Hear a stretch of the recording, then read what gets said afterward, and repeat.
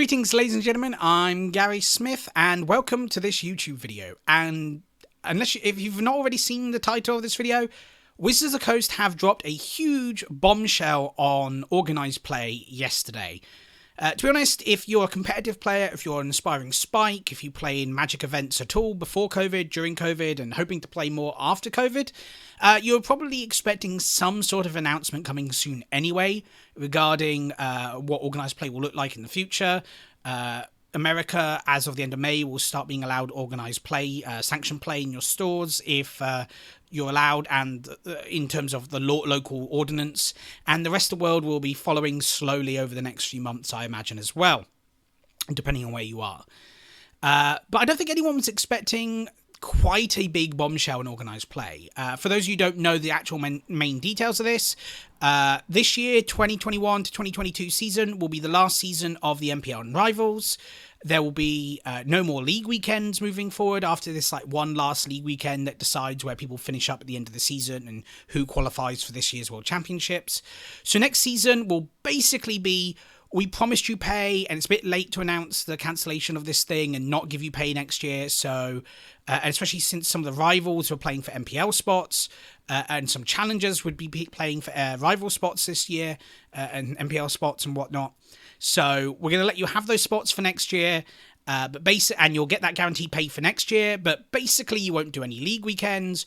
All that will matter is MPL and rivals, and I assume some number of challengers, depending on how well you do in championships, will still be playing for next year's World Championship spots as well. So how they'll earn that, we don't know yet.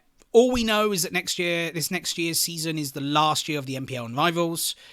And to be honest, I'm not surprised. I don't think there's any pro players or any Magic players surprised if you've been following these things. It just hasn't been popular.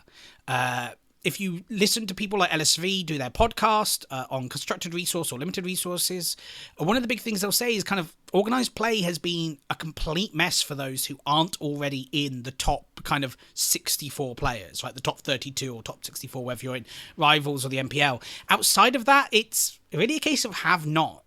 You know, yes, you could go to Magic Fests and GPs if they were around, but they removed coverage from them. There was no pro points for them. For most players, they're just a tournament with a cash prize, and for most aspiring pros, like people like LSV on that level, I mean, if you're nearby, you might go to them, because if you do well, you can get a couple of grand, and they're doing the Arena Open, so clearly there's some interest in playing in events for cash amongst the pros, but it's not really worth traveling to, especially when you could spend that time making content and probably making as much money as you potentially would at the weekend. So for those players, there just wasn't really anything to work towards by going to GPs. So it was all about the championships. It was all about these things. But with no fractional invites or no way to earn pro points, it was very hard to get on the train unless you're in Rivals and MPL. Because you would have to do very well at each championship and then hopefully chain invites to even hope to get into Rivals MPL in the next year. So they're getting rid of that system, and that's about it really they've announced in terms of what we know for a fact. All we know is what won't happen. There's one other thing they've announced, which is that the prize pool for the 3 championships that will happen this next season, only 3 for the season, which is weird because there's 5. What is it? There's D&D set. There's the 2 Innistrad sets, and then the next summer set, I guess. So the next thing, but I guess there'll be core set, and the 2 D&D sets will be the whole season, I guess. Actually,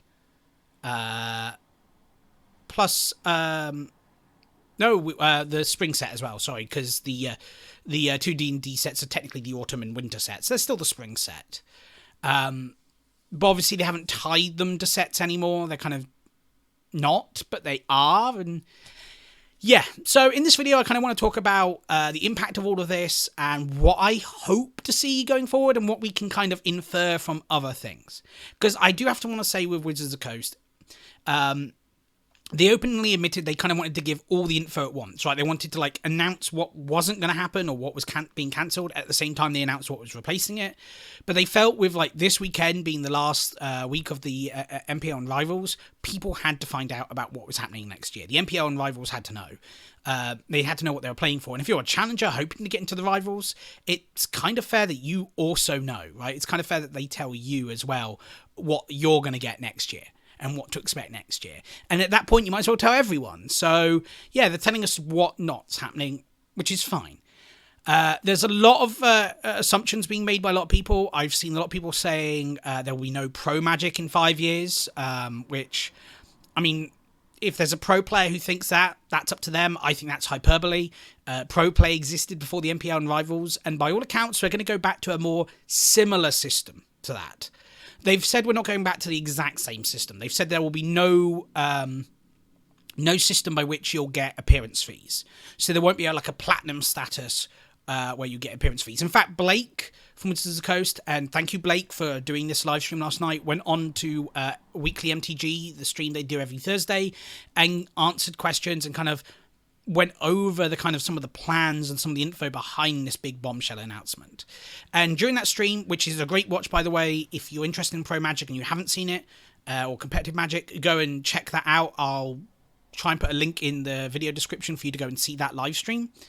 But basically, what he says is there's this thing called the train that the pro players talk about, getting on the train. And he said the train kind of has like two halves to the train. The first half is staying on the Players Tour, the Pro Tour, whatever the circuit ends up being called. And he said there's still a plan for that kind of thing to happen. He mentioned that before COVID, they started trying to do fractional invites, where if you do well at a GP, you earn a quarter of an invite. So do 4 good GPs, you'll win a whole invite even if you don't top 8 a GP, for example, which guaranteed an invite to the next Mythic Championship or whatever it ends up being.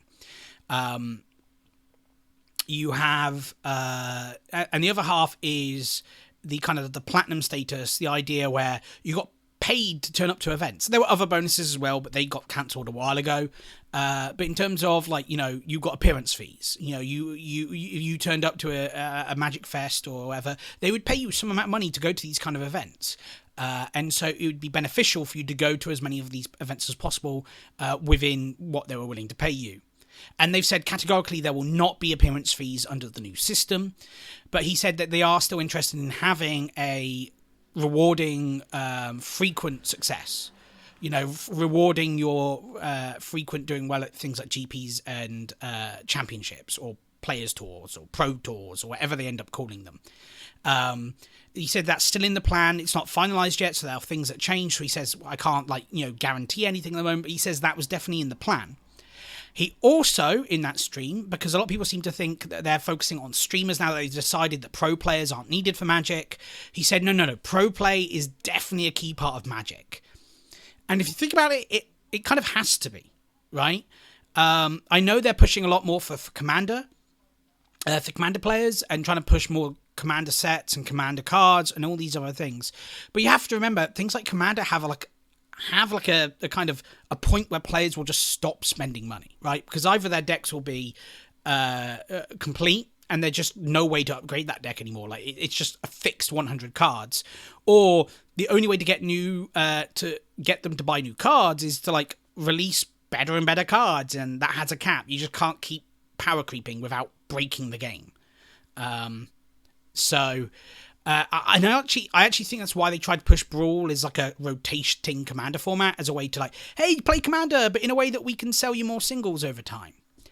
And with competitive Magic, that was a great driver for sales. I'm not saying it's the biggest seller in Magic. I'm not saying the biggest thing is singles. Although I will say most Magic stores I've been to have said their biggest profit margins come from singles, not sealed products. So, assuming that there's a competitive market, competitive player base nearby. And it's the competitive players that drive the single market. Even if the most players in the store aren't like going to the Players Tour. If they're just going to PTQs and GPs and all these kind of things, they're still driving single sales, which means driving pack openings and driving sealed product sales.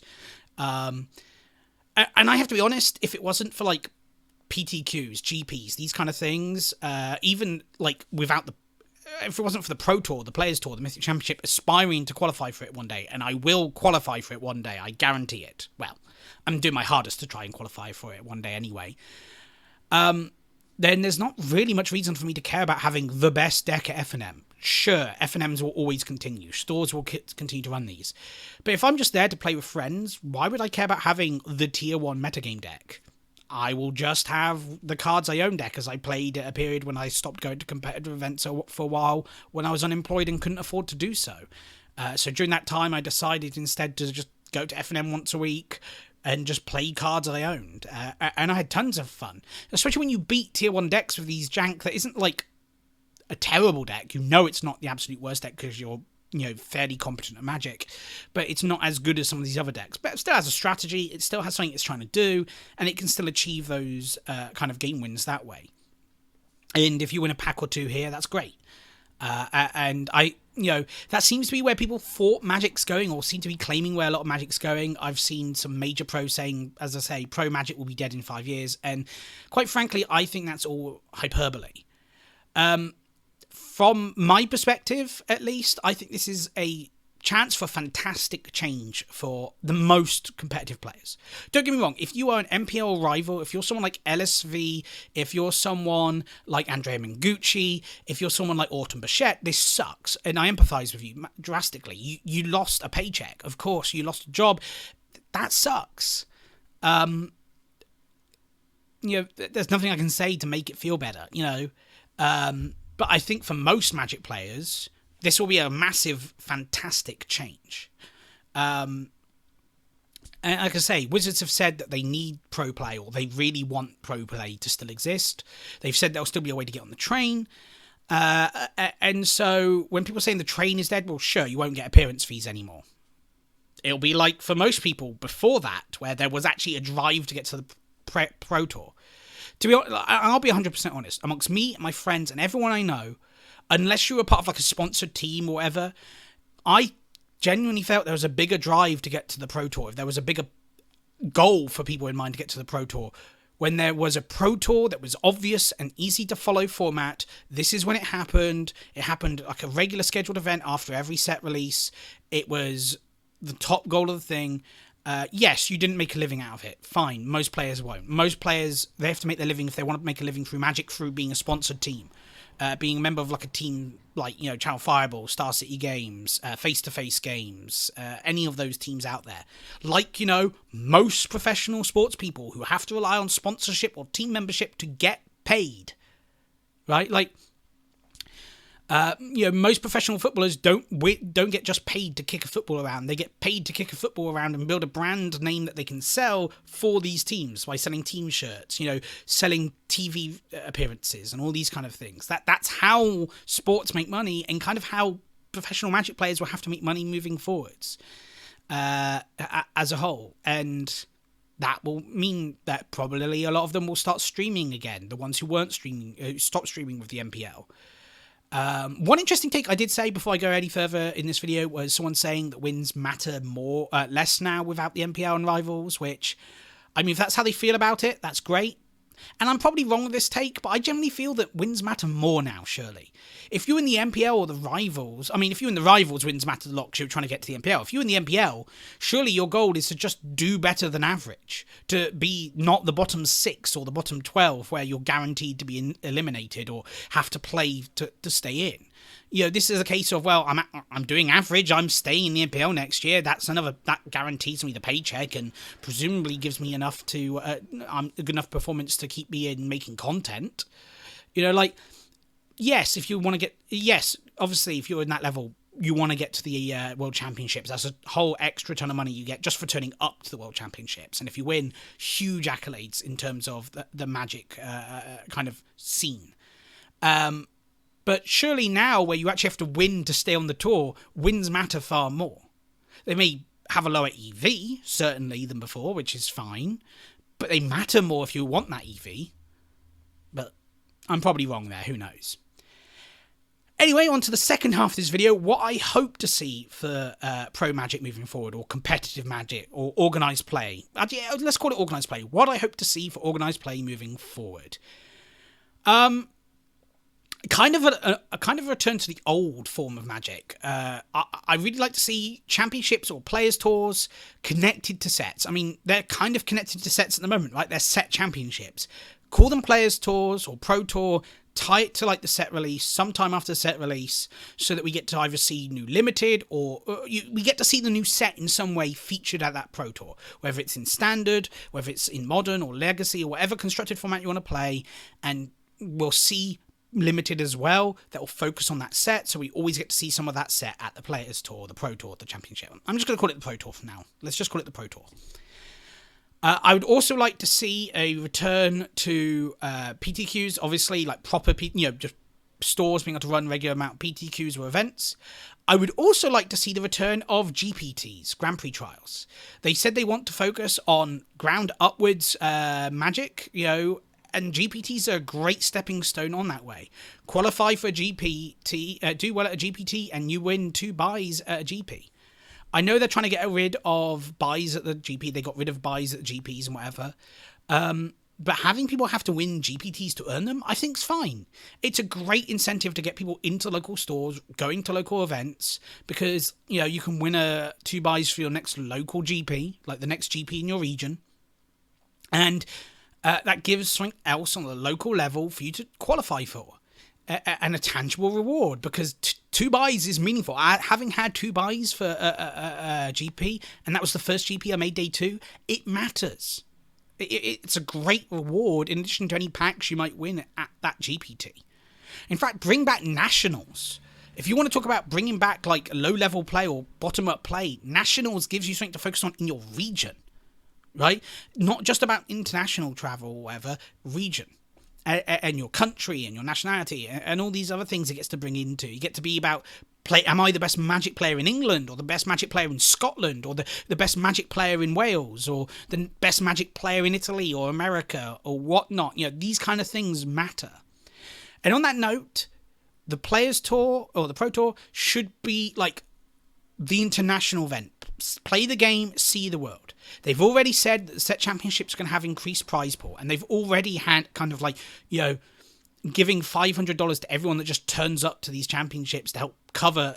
Well, they were doing it when towards the end of before COVID to cover your travel. $500 to cover your travel for like a local area. If they're adding like an extra $100,000 to these events, and they don't actually increase like the top prize of $50,000, they keep it at $50,000 or $40,000, whatever it was, but rather just add like $1,000 to $500 or $1,000 to every competitor's package. Well, if you're getting $500 or $1,500 minimum just for turning up, I'm pretty sure you can afford to travel to these events wherever they are in the world, pretty much. So bring back international players tours, especially bring back the sense of the international community. I know it's not always that easy, especially in a post-COVID world where for the next year and a half, there'll be differences out of the world, different outbreaks, different lockdowns, all these other things. You're probably going to have to keep any plans you have regional in the meantime. Or at the very least, like, only have them in America. But that would be a great way to invite people from around the world who can travel to America to safely have an event in America where you can control and make sure everyone's had their vaccinations or everyone's had a test so they can get in without spreading COVID. You can control the environment. Fantastic. And that also brings me to something that actually their announcement kind of made me a bit hopeful for as well, which is paper play. Look, I know there are people out there who scream to the heavens that Arena's so much easier to watch. I disagree. You enjoy it? Fine. I don't. I honestly don't enjoy watching Arena play as much as Paper Magic. People say there's more info to see. Really? You still only see the art of the card. Yes, you can hover over. But you can do the hover over thing in Paper Magic. It does get done in Paper Magic. There's card readers in a card reader thing, loading ready render. You could do that for the Players Tour, the Pro Tour. You could do that for GPs and bring back GP coverage. That's the other thing. If we want to focus on the ground up, bring back coverage of GPs, because that's ground up players. A lot of GP top 8ers aren't big, well-known international players. Some of them are. The winners tend to be, but the local players who qualify for the top 8 of GP should get shown on camera. Should get coverage. Bring all that back, you know. If you're going to focus on paper play a lot more, because it seems to be they've said, well, online play will still exist, but we're going to be focusing on paper. Or rather, not focusing on paper, but we're going to have an emphasis on paper to some degree. And some of that will be on Commander. They've said trying to bring back more Command Fests. But there's no reason why you can't have a GP main event, GP tournament that's streamed, and a Commander event that's also got some level of coverage or something about it, like which was the best Commander deck in this kind of power level, or what was the most fun Commander deck on stream. Those kind of things are interesting, right? Wow, that's a lot to talk about, and I'm sure that there'll be a lot of differing opinions based on this video. If people see it, at least, I'm sure a lot of people will be disagreeing with me, agreeing with me, whatever. Look, we don't know exactly what's coming next. It's hard to say exactly what's coming next. Wizards have been very ambiguous about the kind of their plans moving forward. I get that. It's a time to be nervous. And I agree with a lot of people out there who said, why should I trust Wizards? When they moved to the NPL and Rivals, they said we're in a bit of transition, but there'll be something more firm, and it never happened. Admittedly, that COVID kind of stepped in during the season where things were meant to be starting to get finalised with things like fractional invites and stuff. But honestly, to be honest, I just hope they kind of go back to the old system, the very old system, the gold, silver, bronze, platinum. Sure, we won't have platinum. Sure, we won't have appearance fees and whatnot. That's fine. But if you if you say winning a championship will invite you to all next year's championships, you just have to turn up and claim your prize money for turning up, and that will pay for you to go there. I'm fine with that, and I'm sure 99% of all competitive Magic players will be fine with that. In fact, I'm almost sure that most pro players will be fine with that, because, yes, unfortunately, if you were in the NPL and Rivals and you were just focusing on Magic for a job, you may have to go back and enter the not real workplace, but enter the kind of the more mundane workplace, I guess, would be a more or traditional workplace. Or you may have to try and find a team to sponsor you, which you didn't necessarily already have, and make content for them, or just make content on your own, stream, those kind of things. And yes, Magic streaming is a limited space. Some pro players get almost no viewers because people like Kenji, knew what the Nomi are streaming. It's a hard place to stream. I get it. I would like to stream. I would like to make money that way, but it's very tough. It's not feasible for most people to do so, or keep up the schedule required to do so. It's a hard work. But I'm hopeful. I'm genuinely hopeful. Blake seemed genuinely honest. And Blake, if you somehow see this, thank you for that stream last night. Thank you for communication. Like, Wizards, you have been the most open communication about this, answering so many questions, trying to answer our worries. And I'm so glad that you were like, no, pro play matters. And I thank you for that. I just hope that when we get back to paper, we get back to these championships and I get to go and play, there's a chance for me to play, if I do qualify for one of these events, against some of the best players in the world. And the format's a little bit more fun than Magic the Greening has been over the last couple of years, so... Anyway, what are your thoughts on the pro changes, the organised play changes? Put them in the comments section below. I'd like to read them. I can't guarantee I'll read them all, but I'm trying to get back into making more content more regularly for Magic and other game systems I play and other things I follow. So hopefully you'll see more of this in the future as I try and do more with myself rather than just sit at home and play games or sit at home and just go to the gym otherwise. So anyway, thank you very much for watching, guys, and I'll see you next time.